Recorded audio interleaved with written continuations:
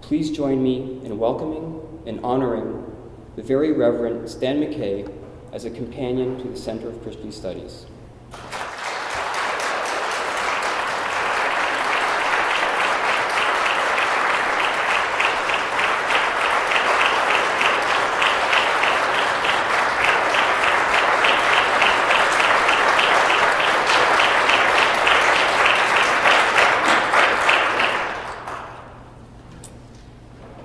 This is awesome. This is wonderful to be in community in this way and to be welcomed to be a companion. I thank the people who designed and shaped the bowl, symbolizing community. I also thank the three graduates for their comments today, but also very powerful sharing last evening. The comments I was hearing were hopeful and preparation for the future journey, whatever that is. So thank you for your words.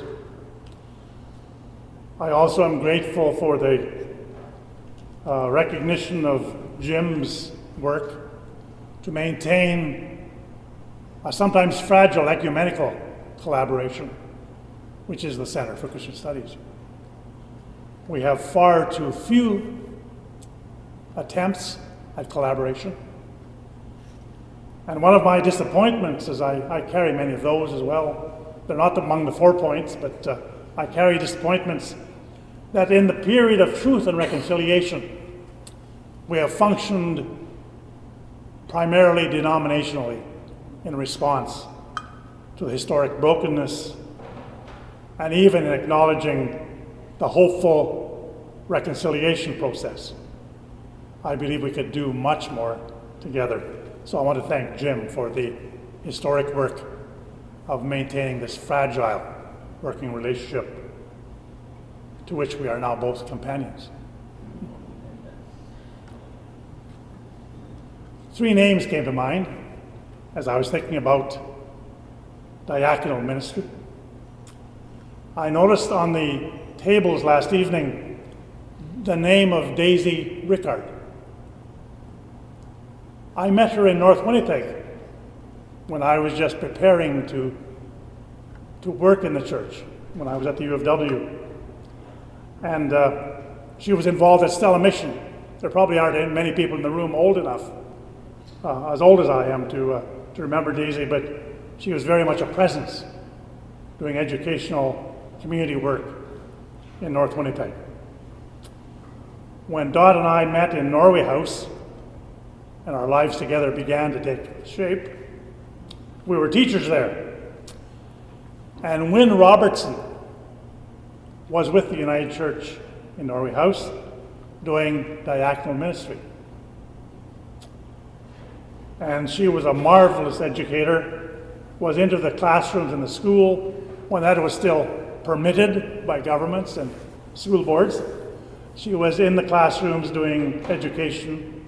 She had many groups in the community that has affected generations of people in that First Nations community. So I remember Wynne Robertson. And during her time in Norway House, she took under her wing a young woman from the community, Eva Apatagan, became her helper, her assistant in her program. And it was likely the first time that a woman from that community was taken into a role of leadership within the school system. My stepmother, Verna, is a diaconal minister. When I first met her, she was working out of the reception lodge on Stella Avenue. And we, our family, have known her for many years as a caring, supportive presence in our fragile journey as people of faith on this planet. So I remember Daisy and Wynne and Eva and my stepmother Verna. I have learned from these people about life, about faith,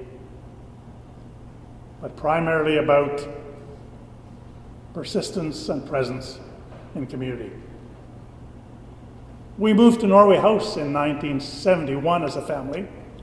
Dot and I became a part of a very vibrant church. When we arrived in Norway House, we discovered that there were already 9 ministers in that community in the United Church, elders of the church, who were carrying the work of ministry. So we moved into that context, and I won't tell you all about how they worked and I watched, but that was all right for a while. I eventually wanted some part in the work of the church, but they really didn't need me. They really needed to be recognized for who they were. So my sense of justice within the faith community is driven by the patience and presence of those elders who worked with us as a family to welcome us and teach us about ministry in their context. This morning in church, we heard the words from the 21st chapter of John, read by one of the members of our congregation. Simon, wusa John, isagihin na, iksiente ne sagitan. 3 times Jesus asked John, "Do you love me?" And each time he replied, "You know that I love you. Why are you bothering me? You know that I love you." I heard that read in Cree from the pulpit in Norway House. Probably within the first 3 months I was there, one of the elders was leading worship and read this passage in Cree. I don't think you can imagine how it is like for a person out of residential school, out of the history of mission of the church, to hear an elder read in Cree, "Do you love me?" Asamik in Maya Chikosak. I was amazed on that day that in Cree we have a word for sheep. The response, "Feed my lambs. Feed my lambs." So as a person welcomed into this community of faith, being honored in this way, I am remembering the call to feed the ones who are marginalized, the ones who are voiceless, the ones who often can be victimized. And the amazing thing about that community of elders that I'll close with, because I hear there's some snacks and something to drink. I hate to go on long when that's true. See, I'm anxious to be a part of that. The elders in Norway House had a system that I learned about there. They would ask younger people in the community to consider being an elder in the church. They were always on the lookout for spiritual leaders within the community there. But they didn't ask once. They asked 3 times. 3 times. Just as Jesus asked 3 times, they asked 3 times, "Will you be an elder in the church?" The first time, they didn't expect an answer. They expected to see a surprised face hearing this question for the first time. A few weeks, a few months later, maybe a year later, while the person was developing some idea of what they were being asked, they would ask again, "Will you serve the church as an elder?"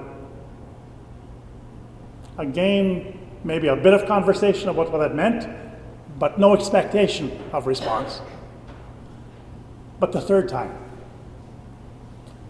"Will you serve the church?" And when the person said yes, you must realize they were now committing to a life of service, not to a 3-year contract or a 2-week appointment. This was an invitation into a community of faith with work and leadership, commitment to service that was for the lifetime. And Dot and I witnessed over those 4 years we were there, the calling of 2 elders and the identification of a young minister who replaced us in the church. They found someone who not only would be an elder, but would be their spiritual leader. Thank you, David, for the introduction that you offered. Most of it isn't true. I have struggled to follow the teachings of the elders and the people around me, the diaconal models that I've had in my life. But primarily, I think faith invites us to be a part, in whatever way we can be a part, of the community of faith on the journey. Thanks be to God.